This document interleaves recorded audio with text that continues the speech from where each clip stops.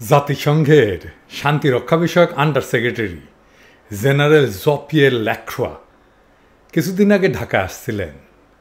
একটা বিবৃতিতে তিনি পরিষ্কার ভাষায় বলছেন যে যে সমস্ত দেশ জাতিসংঘের শান্তিরক্ষা বাহিনীতে সেনা এবং পুলিশ পাঠায় তাদেরকে এই মর্মে প্রত্যয়ন করতে হবে বা সাফাই দিতে হবে যে তাদের পাঠানো কোনো সেনা বা পুলিশ সদস্য আন্তর্জাতিক মানবাধিকার আইন বা ইন্টারন্যাশনাল হিউম্যান রাইটস ল এবং আন্তর্জাতিক মানবিকতা আইন বা ইন্টারন্যাশনাল হিউম্যানিটেরিয়ান ল এইটা ভাঙেনি বা ভঙ্গ করায় অভিযুক্ত হননি। এই প্রত্যয়নের কারণ হিসাবে তিনি বলছেন যে বিভিন্ন দেশে জাতিসংঘের কার্যক্রম সাফল্যের সঙ্গে পরিচালনার জন্য শান্তিরক্ষীদের সর্বোচ্চ পর্যায়ের সচ্চরিত্রতা, বিশ্বস্ততা, যোগ্যতা এবং কর্মদক্ষতার পরিচয় দিতে হবে। অর্থাৎ শান্তিরক্ষী বাহিনীতে যারা আসতেছেন তারা যে মানবাধিকার, মানবিকতা বিরোধী কোনো কাজ করেন নাই বা এই ধরনের কাজে অভিযুক্ত হন নাই সেটা প্রমাণের দায়িত্ব জাতিসংঘের না, বরং যেই রাষ্ট্র শান্তিরক্ষী বাহিনীদের পাঠাইতেছে তাদের দায়িত্ব। এই আন্ডার সেক্রেটারি জেনারেলের বক্তব্য লক্ষ্য করবেন যে মানবাধিকার লঙ্ঘনের দায় বা প্রমাণের কোনো প্রয়োজন নাই, অভিযুক্ত হইলেই হবে। তো বাংলাদেশে এই দায়িত্বটা কার? এই প্রশ্নের উত্তর জানা খুবই প্রয়োজন, কারণ এর উত্তর থেকে বোঝা যাবে যে আজ জাতিসংঘের শান্তিরক্ষা বাহিনী থেকে বাংলাদেশকে যে বাদ দেওয়ার দাবি উঠছে তা কার্যকর হইলে বাংলাদেশের মর্যাদা, বাংলাদেশের ভাবমূর্তি, বাংলাদেশের কূটনৈতিক গুরুত্ব এবং শান্তি রক্ষা কার্যক্রমে অংশগ্রহণকারী সাধারণ সৈনিক থেকে শুরু করে জুনিয়র লেভেলের অফিসারদের যে অপরিণীয় ক্ষতি হবে তার জন্য প্রকৃত দায়ী কে বা কারা? আপনারা কয়েকদিন আগে দেখছেন যে আমেরিকার 6 জন কংগ্রেসম্যান সেই দেশের পররাষ্ট্রমন্ত্রী ব্লিংকেনের কাছে একটা পত্রে অন্যান্যের মধ্যে জাতিসংঘের শান্তিরক্ষা কার্যক্রমে বাংলাদেশের অংশগ্রহণ বাতিলের দাবি জানাইছিলেন, এই কারণে যে সেনা এবং পুলিশ বাহিনীর কোনো কোনো সদস্য গুরুতর মানবাধিকার লঙ্ঘনের সাথে জড়িত। এই প্রসঙ্গে তারা দুইটা প্রতিষ্ঠানকে কিন্তু চিহ্নিত করছিলেন, র্যাব আর ডিজিএফআই। আবার আরেকটা জিনিস লক্ষ্য করবেন যে এই মিস্টার লাক্রোয়ার সফরের আগে বিভিন্ন আন্তর্জাতিক মানবাধিকার সংস্থাগুলো কিন্তু একই দাবি জানাইছে। অর্থাৎ মানবাধিকার লঙ্ঘনের অভিযোগটা হচ্ছে তাদের দাবিরই ভিত্তি। গত বছর আমরা দেখছি যে র্যাব এবং তার কিছু শীর্ষ কর্মকর্তা ওই যে মোটা বেনজির সহ আমেরিকান স্যাংশন জারি করছিল, যার ভিত্তি ছিল র্যাবের মানবাধিকার লঙ্ঘনের ঘটনা। আমরা তো জানি যে র্যাবের সদস্যদেরকে পুলিশ সেনাবাহিনী থেকে নেওয়া হয়। তো এইসব বাহিনীর যারা র্যাবে কাজ করছেন তাদের বিরুদ্ধে ইতিমধ্যেই গুরুত্বপূর্ণ আন্তর্জাতিক মহল থেকে অভিযোগ উঠছে। তো এই যে গুরুতর মানবাধিকার লঙ্ঘনকারী সংস্থা র্যাব কিংবা ডিজিএফআইতে যারা কাজ করছেন এমন কোনো পুলিশ সদস্যকে কি বাংলাদেশ সরকারের পক্ষ থেকে জাতিসংঘের কার্যক্রমে প্রেরণ করা হয়েছে? কি হয়েছে? হ্যাঁ, অবশ্যই করা হয়েছে। এবং কারা কারা সে কিন্তু আমরা জানি, আন্তর্জাতিক সংস্থাগুলো জানে এবং সেনা এবং পুলিশ বাহিনীর সদস্যরা নিজেরাও জানে।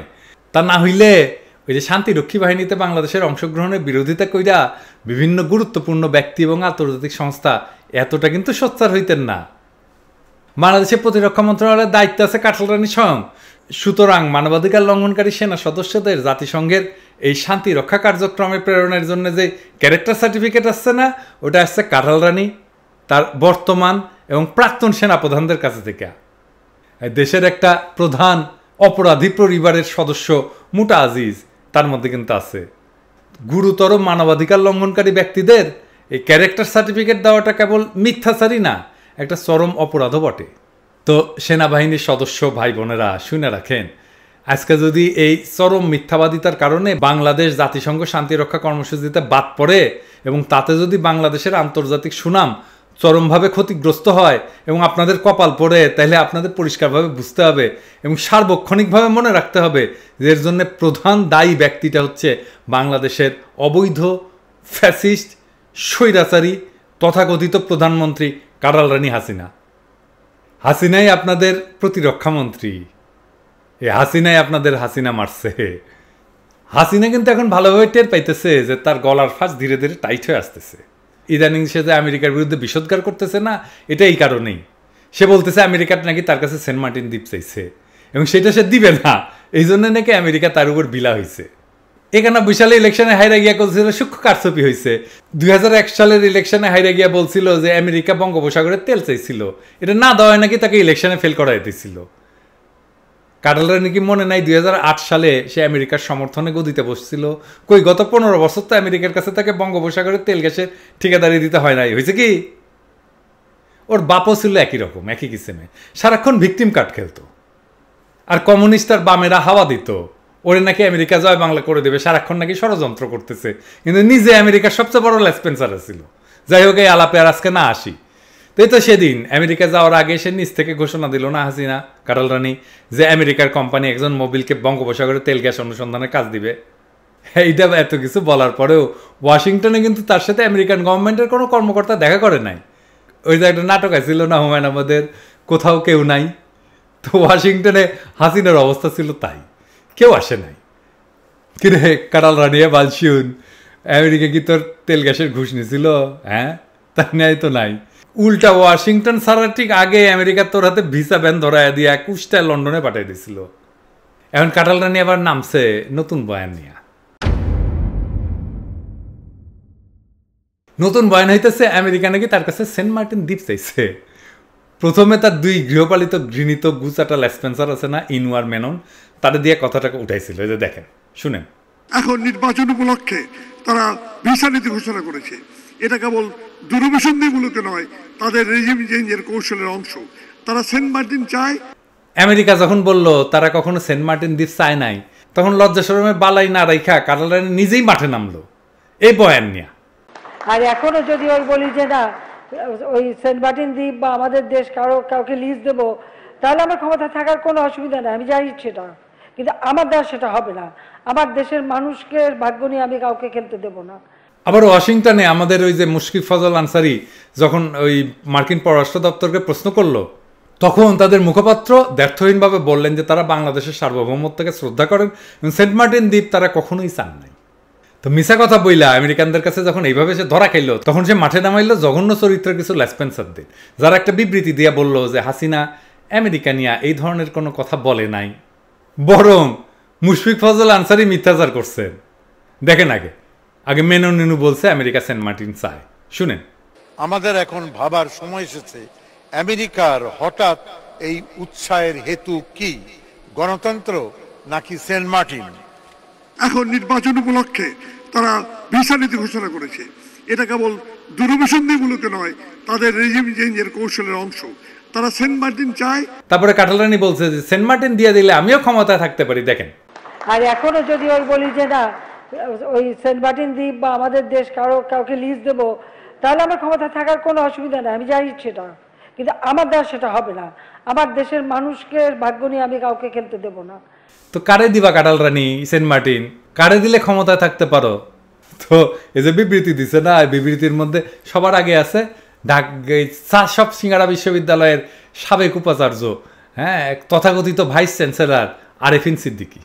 আরেফিন সিদ্দিকী কিন্তু ডিগ্রি পাস, মানে ওই ইউনিভার্সিটির যায়নি কোনো দিন, ডিগ্রি পাস করে ভিসি হয়েছে, ক্যাঙ্কা মানুষকে ভিসি বানাইছে। দেখেন, হ্যাঁ ভাবে দেখেন যে কাটাল রানী তারা ডিফেন্ড করার জন্য নিজ দলের কোনো লোককে খুঁজে পায় নাই। এই যে সার্বক্ষণিক নস্টপ মিথ্যা কথা বলে তথ্যমন্ত্রী হাসান মাহমুদ, তারাও পাওয়া যায় নাই। বেসামাল কথাবার্তার জন্য সুপ্রসিদ্ধ ক্লাউন আলগা মোমেন্ট, সেও কিন্তু এ বিষয়ে কিছু বলে নাই, যদিও ব্যাপারটা পররাষ্ট্র বিষয়। হাসিনার পাশে এখন তার লোকগুলোও নাই। মানে আমেরিকান ভিসা নীতির ধক এমনই যে ওয়াশিংটনের বিরুদ্ধে কথা বলার লোক কাটাল রানী আর তাদের দলের মধ্যে থেকে খুঁজে পাইতেছে না। ওরা জানে যে আমেরিকার ভিসা ব্যান খাইলে পশ্চিম দুনিয়ার কোথাও তারা যাইতে পারবে না, কারণ পশ্চিমের এয়ারপোর্টগুলির ইমিগ্রেশন অথরিটি একজনের সাথে আরেকজন সমন্বয় করে। সুতরাং আমেরিকান ভিসা ব্যান খাইলে London, Paris, Zurich, Frankfurt, Toronto সহ সকল পশ্চিমা বিমানবন্দরের ইমিগ্রেশন কর্তৃপক্ষ ওদের আটকায় দিবে। আর আরিফিন সিদ্দিকী তো পশ্চিমা কোনো দেশে লেখাপড়া করে নাই, তো তার মতো নিকৃষ্ট ভালচুনেরা তো ভিসা ব্যানের রিস্ক নিতেই পারে। চিন্তা করে দেখেন, কাটাল রানী যদি আমেরিকার উদ্দেশ্যে সেন্ট মার্টিনের কথা না বলতো, তাইলে কি মার্কিন পররাষ্ট্র দপ্তর মুশফিক ফজল আনসারির প্রশ্নের জবাব দিতই না। তো ওরা তো এত কাছাকাছি করে না, বিশেষ করে যখন প্রশ্নটা একটা দেশের সরকার প্রধানের সম্পর্কে হয়। আর শুধু মুশফিক ফজল আনসারি তো না, অন্যান্য বিশিষ্ট ব্যক্তিরাও তো বলছেন যে হাসিনার সেন্ট মার্টিন সংক্রান্ত বিবৃতি ছিল আমেরিকাকে উদ্দেশ্য করে। এই দেখেন, প্রথম আলোতে নিরাপত্তা বিশ্লেষক মেজর জেনারেল মনিরুজ্জামানের সাক্ষাৎকার। তাইলে আরিফিন সিদ্দিকী গং মুশফিক ফজল আনসারির বিরুদ্ধে লাগলো কেন? এটা বুঝতে হইলে দেখতে হবে বিবৃতি খবরটা কে ছাপাইছে। এই খবরটার সূত্র হইল ইউনাইটেড নিউজ অফ বাংলাদেশ, সংক্ষেপে ইউএনবি। এটার মালিককে জানেন? এনায়েতুল্লাহ খান। আরে ওই ওই বিখ্যাত এনায়েতুল্লাহ খান না, এই যে সাপ্তাহিক হলিডের সম্পাদক, সেই বিশিষ্ট সাংবাদিক এনায়েতুল্লাহ খান না। উনি তো বেশ কিছুদিন আগে ইন্তেকাল করছেন, ওনারে খোদা তাআলা বেহেশত নসিব করুক। এটা হইল 2 নম্বরে এনায়েতুল্লাহ খান। এই ব্যক্তিটা আবার কসমস ফাউন্ডেশন নামে একটা প্রতিষ্ঠানের চেয়ারম্যান। অর্থাৎ ইউএনবি আর কসমস এই দুইটারই মালিক হইলে 2 নম্বর এনায়েতুল্লাহ। কসমসের সাম্প্রতিক কাজ হইতেছে কি জানেন? বাংলাদেশের চীনের বয়ান প্রচার করা। কেমনে করতেছে জানেন? মজার ব্যাপার আছে, আসেন দেখি। তো কিছুদিন আগে কসমস আর কিসমিস এরা একটা অনুষ্ঠান করছিল, যেখানে ওই যে চীনা রাষ্ট্রদূত এসে বলছিল যে চীন বাংলাদেশ মৈত্রীকে এমন এক জায়গায় নিতে হবে যাতে এটা বাকি দুনিয়ার কাছে একটা মডেল হিসেবে গণ্য হয়। চীন রাশিয়ার মৈত্রীকে চীনারা নাম দিছে আয়রন ক্ল্যাড রিলেশনশিপ, তার মানে লোহার মতো শক্ত সম্পর্ক। চীন বাংলাদেশের সাথে তাদের সম্পর্ক নাকি এর চাইতেও শক্তিশালী করতে চায়, লোহার চাইতেও শক্তিশালী।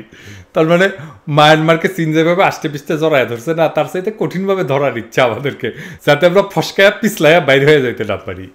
আর গদি রক্ষার জন্য কাটাল রানীর তো এটাই দরকার। তো কসমস ফাউন্ডেশনের কাজকাম চীনাদের কাছে এতই পছন্দের, পেয়ারের, যে ওই অনুষ্ঠানের কার্যক্রম নিয়ে খোদ ঢাকাস্থ চীন দূতাবাস একটা প্রেস নোট প্রকাশ করে। ইউএনবি কসমসের সাথে চীনাদের সম্পর্ক কতটা ক্লোজ তাইলে দেখেন। সেজন্য বুঝতেই পারতেছেন মুশফিকের বিরুদ্ধে হাসিনা এখন চীনের রাইসপেন্সার ইউএনবিকে মাঠে নামাইছে। তো ইন্ডিয়ার পররাষ্ট্রমন্ত্রী জয়শঙ্কর সম্প্রতি বলছেন যে ভারত তার প্রতিবেশী দেশগুলির সকল রাজনৈতিক দলের সাথে কাজ করতে প্রস্তুত। দেখেন, এর মানে হইল আওয়ামী লীগ আর তাদের 1 নম্বর পছন্দের তালিকায় নাই, অন্তত প্রকাশ্যে। ভারত অবশ্যই অবস্থান নিচ্ছে আমেরিকার ঠেলা খেয়া। ইন্ডিয়া বেশি তেরিবেরি করলেন না, আমেরিকা ইন্ডিয়ার হাসিনা মাইরে দিবে। সুতরাং হাসিনার এখনকার চিন্তা হইল ভারতে ভরসা নাহি পাই, চীন ছাড়া কোনো গতি নাই। ইন্টারেস্টিং ব্যাপার হইল চীনা রাষ্ট্রদূতের ওই অনুষ্ঠান কে সঞ্চালনা করছিলেন জানেন? জানেন?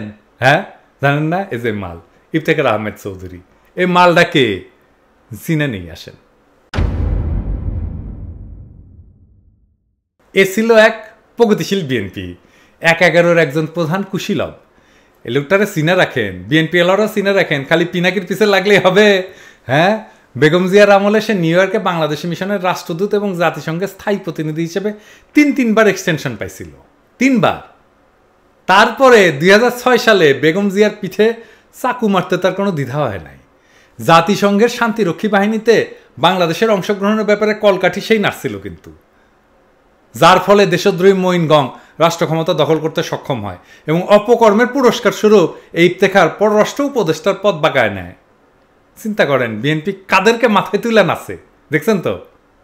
আমরা কলে কখনোই ভুলবো না যে এই লোকগুলি হাসিনার নিকৃষ্ট একনায়কতন্ত্রের মধ্যে আমাদের ঠেলে দিছিল, দেশকে ইন্ডিয়ার হাতে তুলে দিছিল, ইন্ডিয়ার উপনিবেশ বানাইছিল। তো ইফতেখার সাহেব শুনেন, চায়নার দালালি করতে মাথেন তো নামছেন, তাই না? ভাবছেন হাসিনা কোনো রকমে আবার টিকে গেলে আপনি আবার একটু কিছু বাগাহে নেবেন, তাই না? বয়স তো মেলা হয়েছে, তাই না? 80-র কাছাকাছি। তো এত দুষ্কর্ম করলেন, তারপর লোভ যায় না? এত খাই কেন আপনার? অবশ্য আপনার একা দোষ দিয়ে লাভ নাই। চাটুকারিতা, সুবিধাবাদিতা আর উপকারীর পিছন থেকে চাক্কু মারা, এটা তো আপনার পরিবারের মহান ঐতিহ্য। আপনার আর এক ভাই এনাম আহমেদ চৌধুরী, আর এক প্রগতিশীল বিএনপি, উনারে বেগম জিয়া বিএনপিতে যথেষ্ট সম্মানের আসনে বসাইছিলেন, মন্ত্রী মর্যাদা দিয়ে বোর্ড অফ ইনভেস্টমেন্টের চেয়ারম্যান বানাইছিলেন। 2018 সালের নির্বাচনে যখন উনি বিএনপির নমিনেশন না পাইলেন না, তখন এক মুহূর্ত দেরি করেন নাই, এক গোছা ফুল নিয়ে হাজির হইলেন কাঁঠাল রানীর হাসিনার সামনে। বিএনপি ছেড়ে যোগ দিলেন আওয়ামী লীগে, বুঝছাও? তো এইগুলা নিয়ে বিএনপি নাচে। এগুলো নাকি প্রগতিশীল মানুষ, কি আর কমু। তবে ইফতেখার সাহেব, চায়না বাজি কইরা কোনো ফায়দা নাই কলে। হাসিনার টিকা থাকার কোনো উপায় নাই। মাঝখান থেকে যখন একটা আমেরিকান ভিসা ব্যান খাইয়া যাবেন না, তখন কিন্তু আপনার আমেরিকা প্রবাসী কন্যার কাছে আর যাইতে পারবেন না। সুতরাং সময় থাকতে সিধা হইয়া যান। তবে মনে রেখেন, 1/11 ঘটনায় আপনার সংশ্লিষ্টতার বিচার কিন্তু আমরা একদিন না একদিন করবই। আপনার খায়েশ কলে হাসিনা দিয়ে হান্দায় দিব, বুইড়া খাটাস। গালাইতেছি কেন? গালাইতেছি কারণ যাতে করে আমাদের প্রাণের চেয়ে প্রিয় বাংলাদেশের সাথে এই ধরনের জঘন্য দুশ্মনী করার দুঃসাহস ভবিষ্যতে আর কারো না হয়। চিনা রাখেন এই সমস্ত বিশ্বাসঘাতক মির্জাফরদের, এদের বিচার বাংলাদেশের মাটিতে একদিন হবে।